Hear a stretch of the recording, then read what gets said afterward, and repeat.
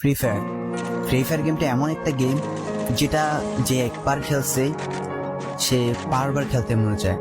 প্রথম পারবে না, কিন্তু চেষ্টা করতে করতে যখন পেরে যায় তখন আর ছাড়ে না।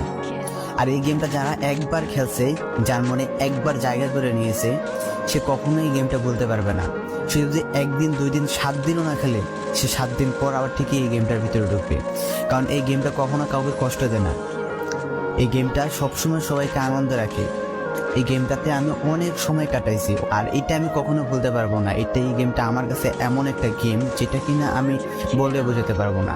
অ্যান্ড এই গেমটা শুধু আমার কাছে না, আমি মনে করি যে প্রত্যেকটা ফ্রি ফায়ার প্লেয়ারের কাছে অনেকটা ইমোশনাল টাইপের একটা গেম হয়ে গেছে। কারণ এই গেমটাতে বর্তমানে যে অবস্থা হচ্ছে, যে গেমে এমন আপডেট দিতেছে, আপডেট দেওয়ার কারণে পুরো গেমটাই চেঞ্জ হয়ে যাচ্ছে। আগের ফ্রি ফায়ারের আগের মতো নেই।